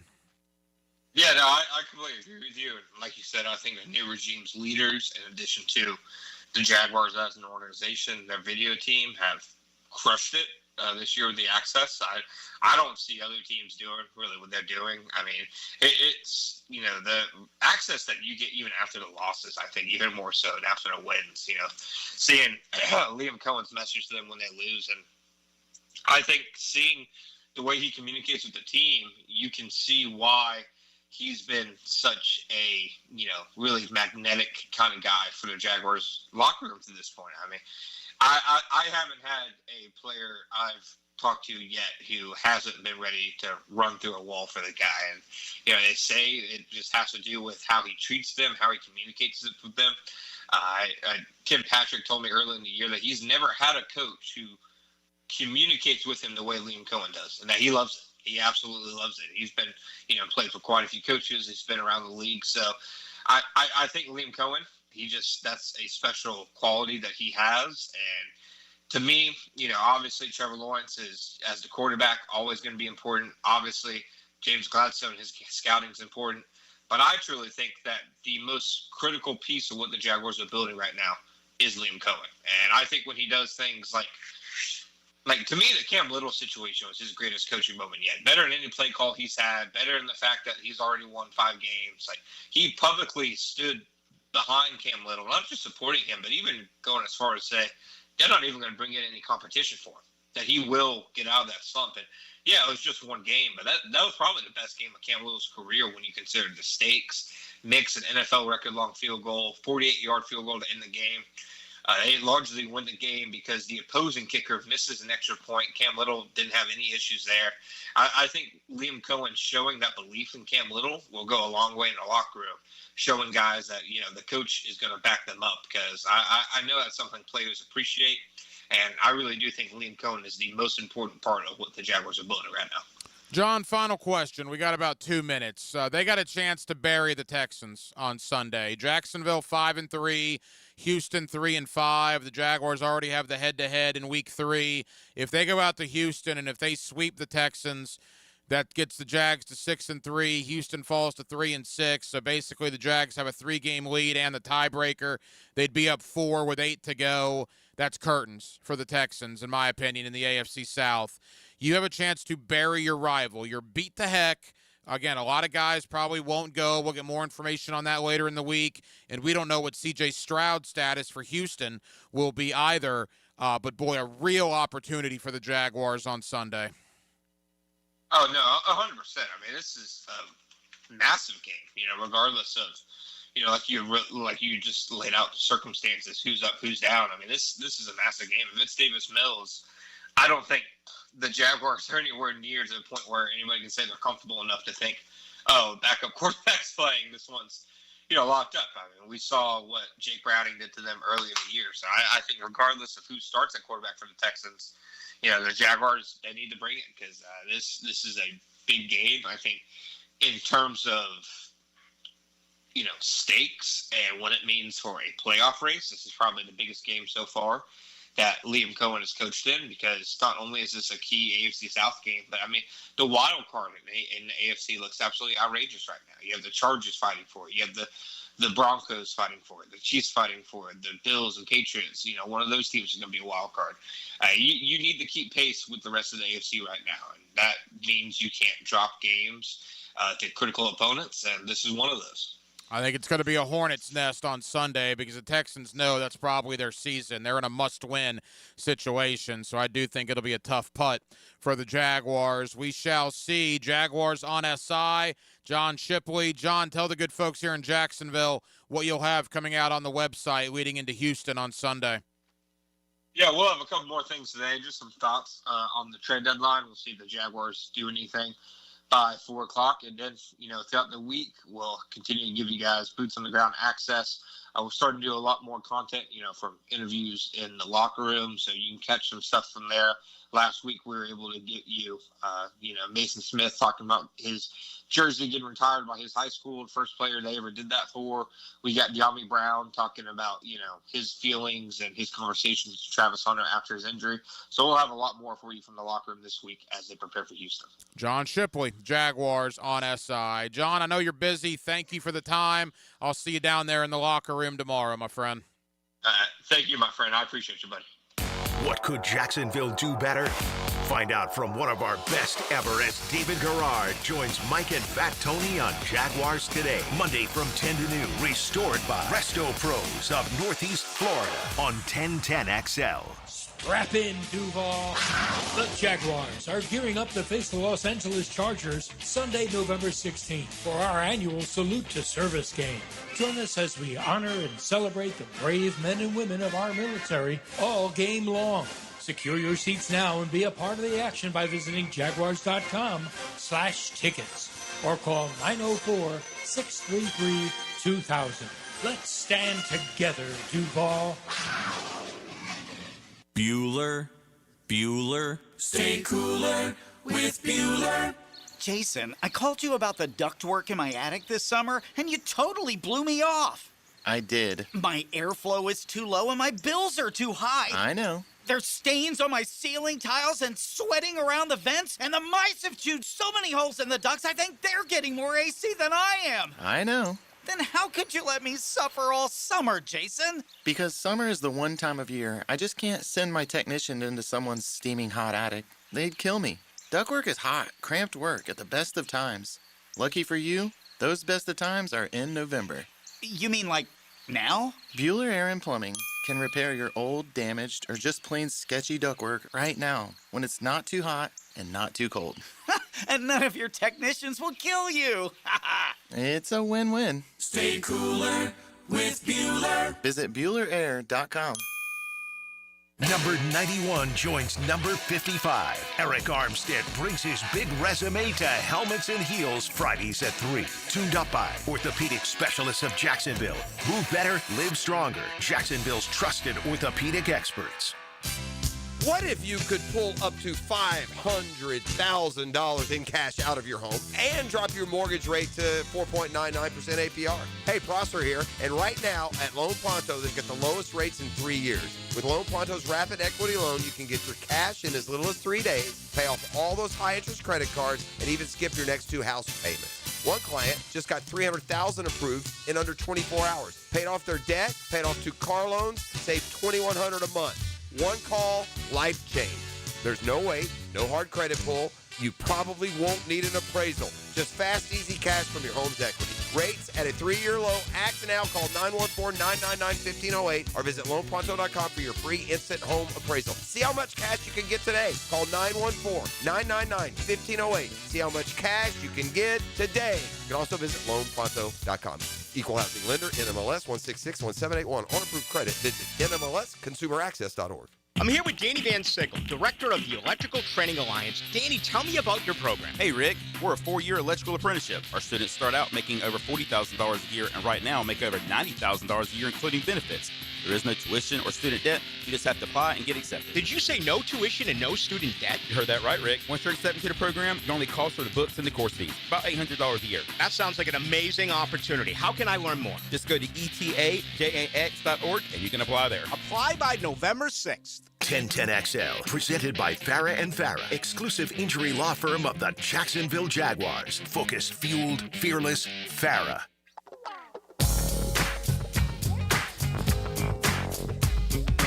Hacker After Dark on 1010XL. Yes, it is. Glad you're with us till 10 o'clock, as we are every night. Hacker After Dark on 1010XL and 92.5 FM. Jamal St. Cyr of Channel 4 joins us in just a little over 10 minutes as we will again talk a little Jaguars and Texans. Take a look at the 5-3 start. Liam Cohen, the trade for Jakobi Meyers, and all points in between. That, of course, is the big story for the Jaguars today. Jakobi Meyers' arrival.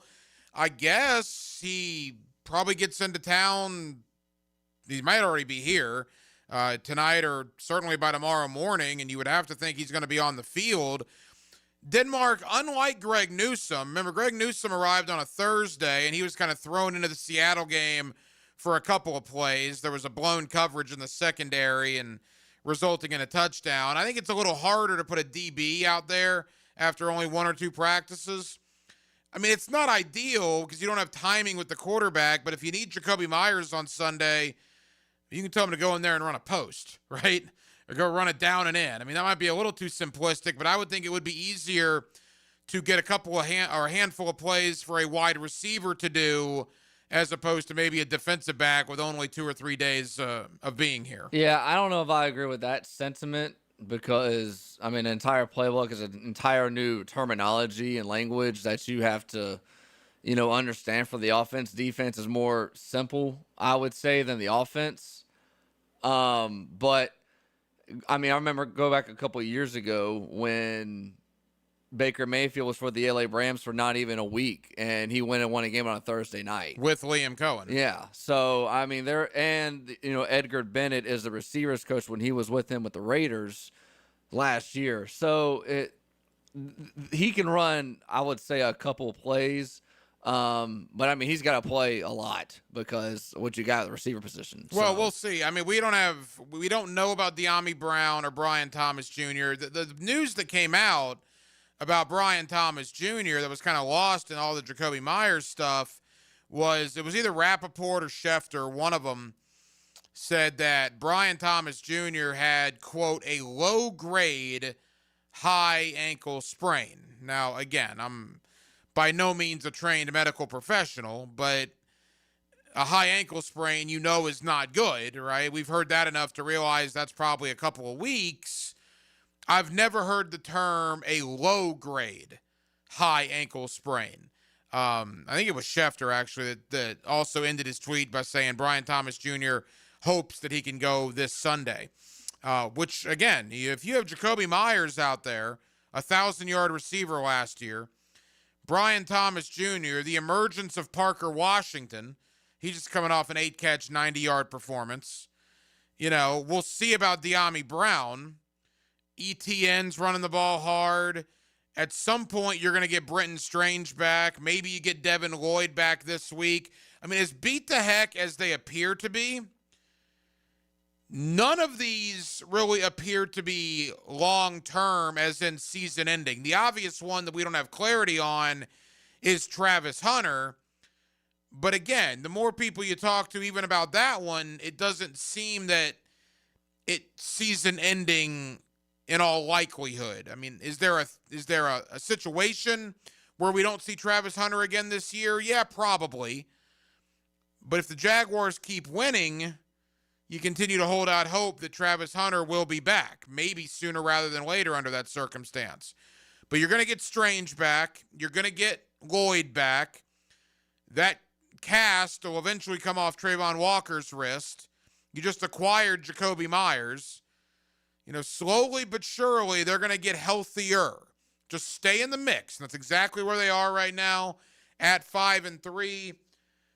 If I were to tell you, Denmark, you split the next two between Houston and the Chargers, do you take that?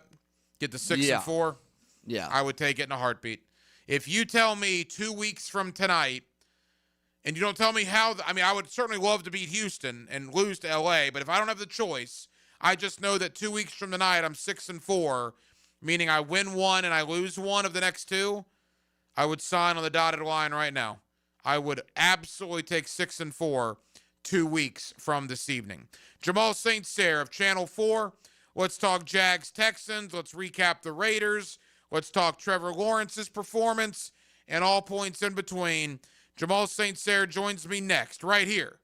It's Hacker After Dark. Every Friday in the fall is Pregame Friday. Is this what I think it is? Yes, it is. We'll get you ready for the games. Who's in, who's out. This is what I'm talking about. Built by Dream Finders Homes. Homes built to fit your lifestyle on 1010XL. Homeowners, storms don't wait, so why should you?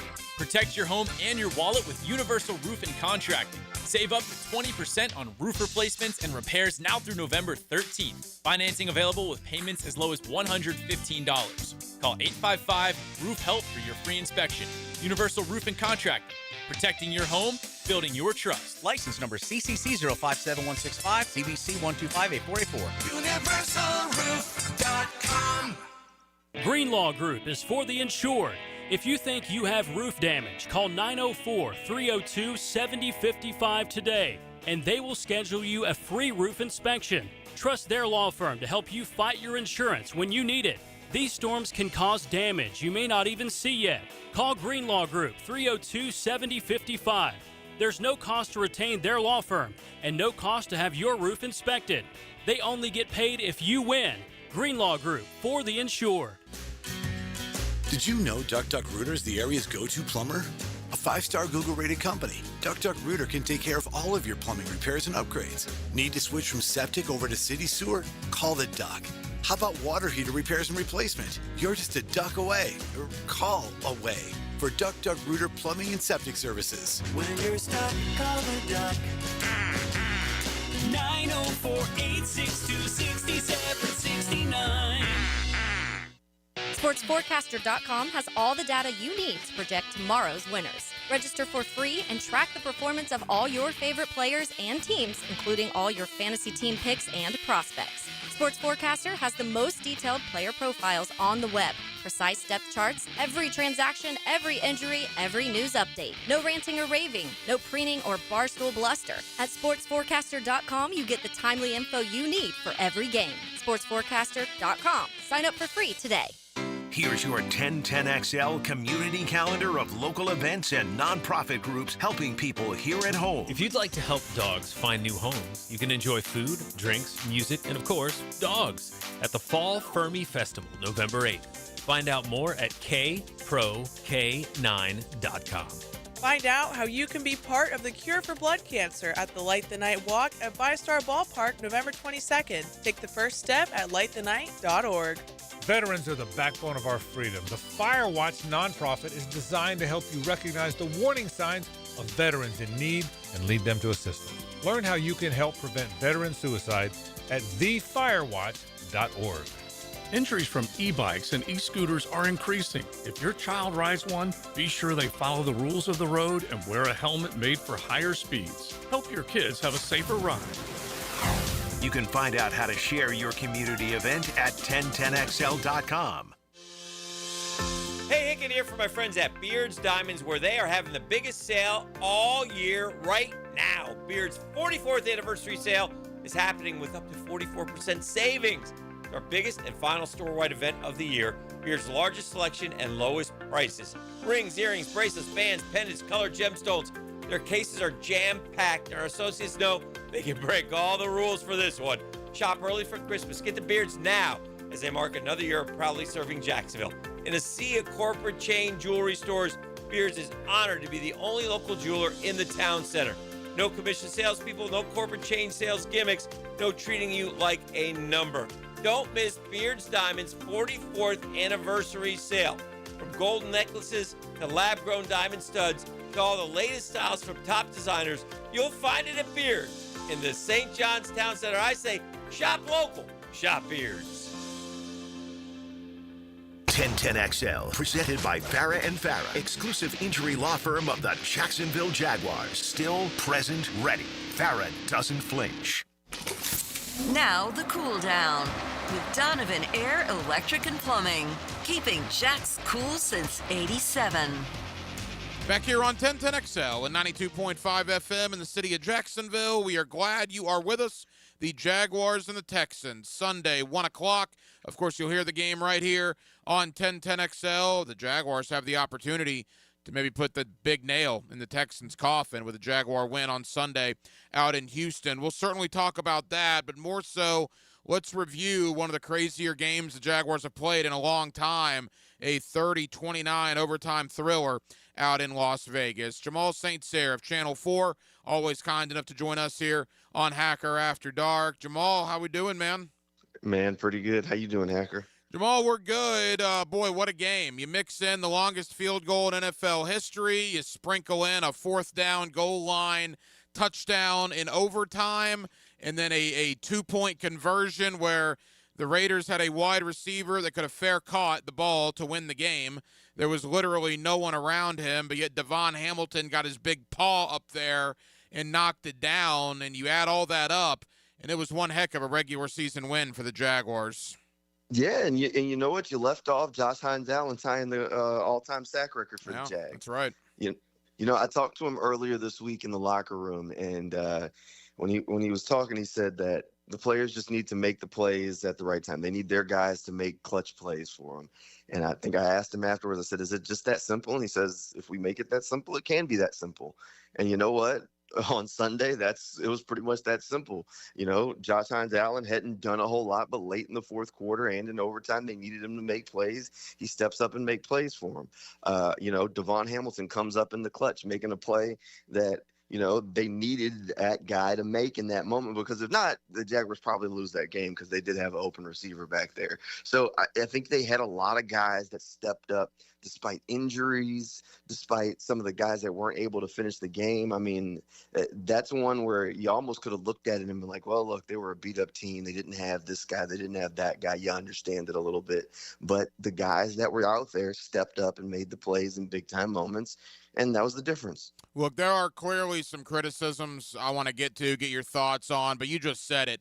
With all the injuries, with the absolute gut punch of the Travis Hunter news on Thursday, the fact that you had one healthy tight end at parts of that game on Sunday, the fact that at parts of that game your three wide receiver set was Trammell, Jones, and Washington, and still, and by the way, you know, Brock Bowers is completely annihilating you, and there's nothing you can do about it.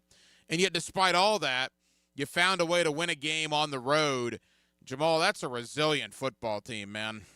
Yeah, look, they're battling. I mean, and you say part of it where it was Trammell, Jones, and Washington. The end of it, the fourth quarter where you're trying to go down and tie the game, keep pace, you're making these plays, and you get a big kickoff return from Austin Trammell in overtime. You get a big catch down the sideline from Tim Jones in the fourth quarter as they're trying to keep pace with this thing. And I mean, you're just looking at it like, this is exactly how they planned it, right? Call up 2 guys off the practice squad, and they're making clutch plays in fourth quarter and overtime. Everybody wants it to be this like that, right? But the injuries happen. Guys stepped up and made plays, and that's what you need. Look, good teams find a way to win. And that's what a lot of good teams around the league have done for a long time. And people have looked at the Jaguars and said, why can't such and such make a play like that one? Or why don't they call up guys from the practice squad that make clutch plays? Well, Sunday, it happened exactly like that. And I know it wasn't the prettiest win. It wasn't the cleanest win. It wasn't probably how anybody designed it to happen. But good teams just find a way to get a win in the column. And that's what happened. Jamal St. Cyr of Channel 4. Jamal, admittedly, I, like many people, was probably caught up in that Trevor Lawrence interception. I thought it was about as bad an interception as an NFL quarterback will throw.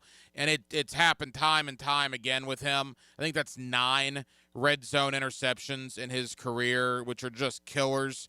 After that, I thought Trevor played really well under the circumstances. What was your thought on his performance? Look, that interception is part of the Trevor Lawrence experience. It kind of just is what it is. At some point, you're going to have a crazy throw that, nobody else in the league can make, and you'll be like, wow, look at that. And at some points, you'll have that interception where everybody's screaming, don't throw it, don't throw it, don't throw it, and then he throws it and it's intercepted.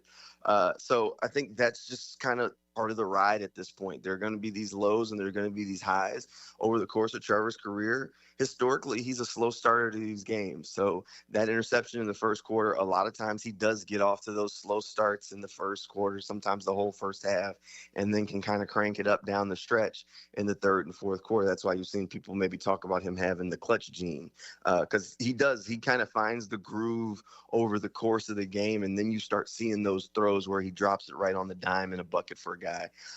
Look, the question is, can Liam Cohen get him out of some of those headache kind of plays like the one on the goal line? Because that was a bad throw. That was a bad interception, bad decision.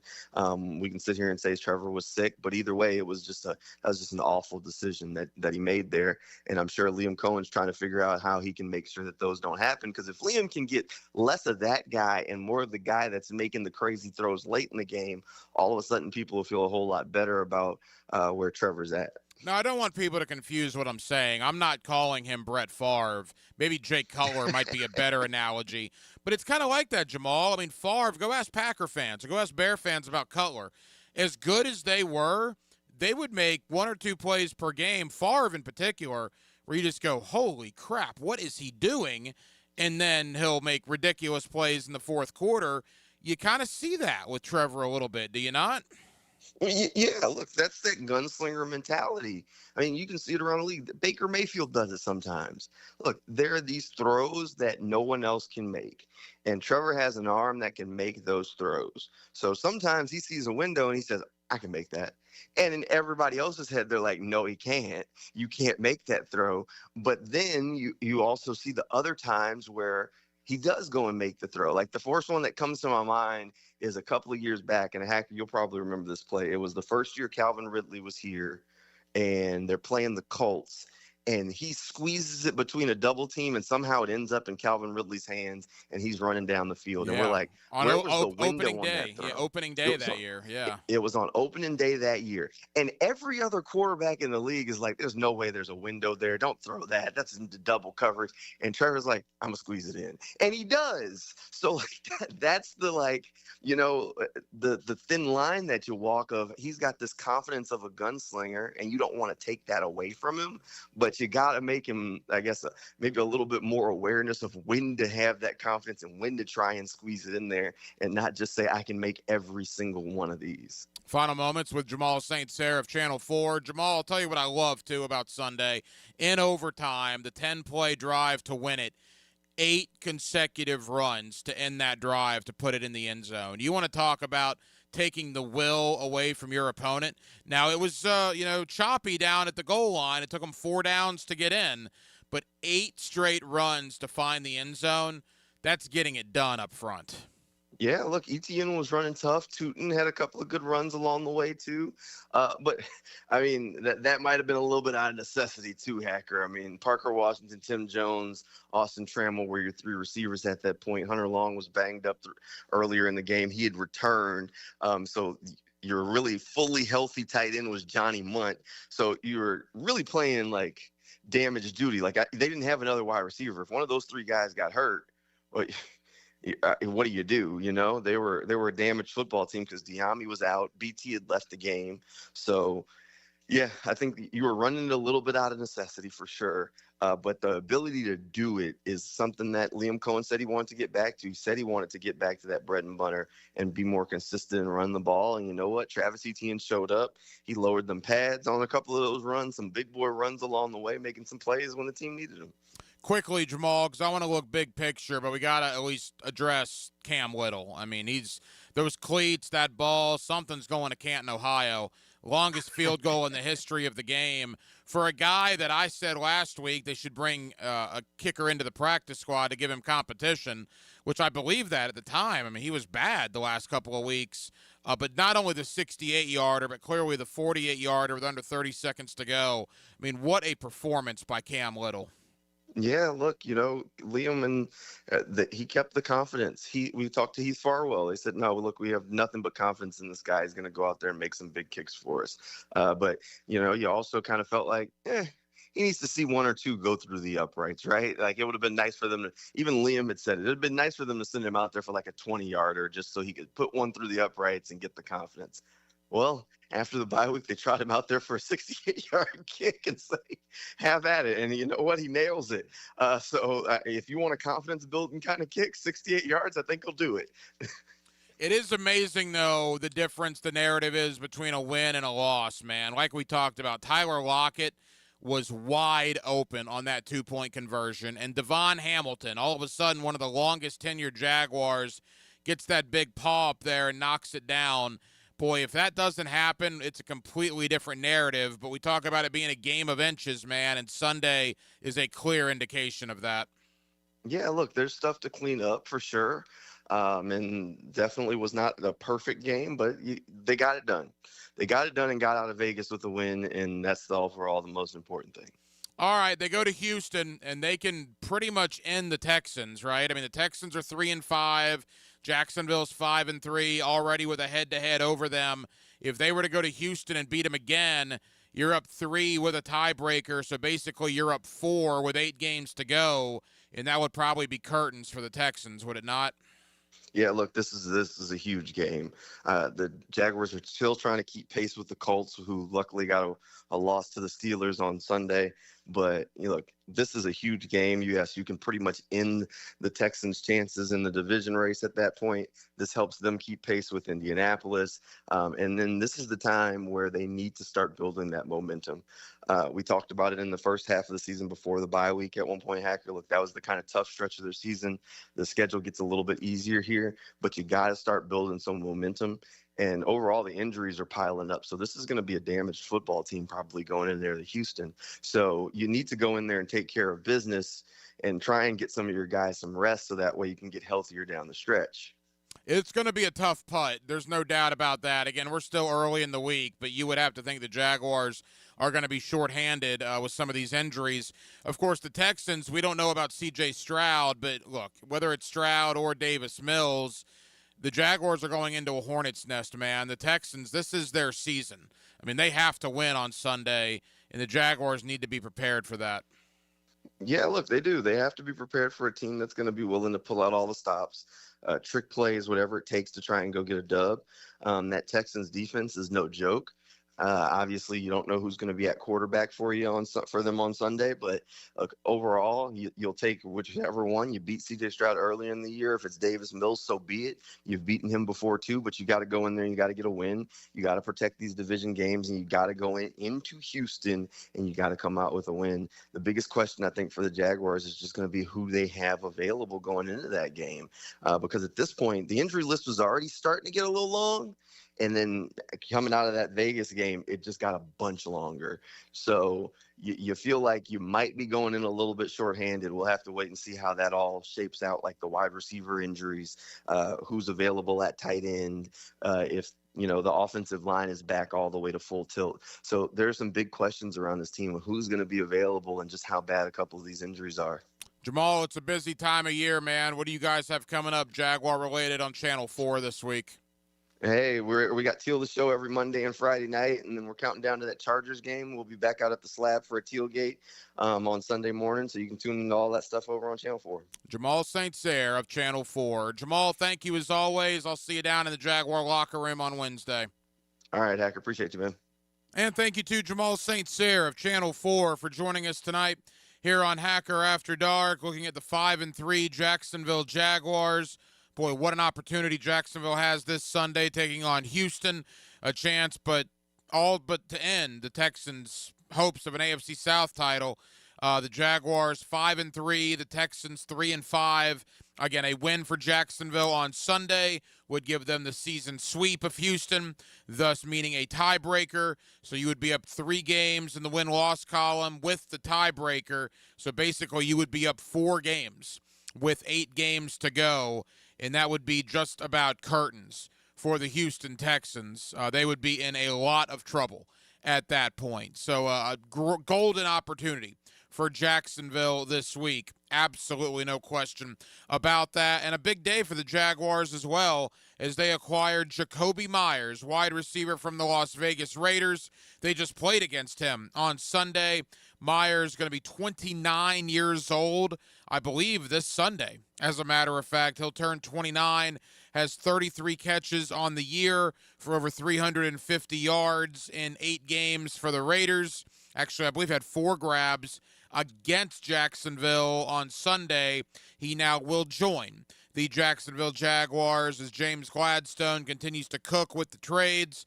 A 4th-round pick and a 6th-round pick are sent out to Las Vegas. But Jakobi Meyers, your newest Jacksonville Jaguars. So we spent basically the entire show on the Jaguars, sprinkled in a little college football talk, a little NBA talk as well. But as you can imagine, such a busy news day, it was a ton about the Jaguars and the rest of the National Football League, including the Indianapolis Colts, giving up not 1, but 2 first-round picks. Their first-round pick in 2026 and their first-round pick in 2027, plus wide receiver A.D. Mitchell in exchange for Sauce Gardner. The cornerback of the Jets goes to Indy. The Jets get 2 first-round picks and a relatively young wide receiver. I don't like it at all from Indianapolis' point of view. I think it's a great haul for the Jets. We'll see. But on the surface, to me, that is a lot to give up for Sauce Gardner. We will see how it ultimately plays out. Well, that will just about do it, man. Crazy busy Tuesday night edition of Hacker After Dark. We certainly appreciate you guys hanging out with us here on 1010XL and on 92.5 FM. We have a ton of people to thank. Again, Jamal St. Cyr of Channel 4. Always appreciate Jamal stopping by. Thank you to John Shipley,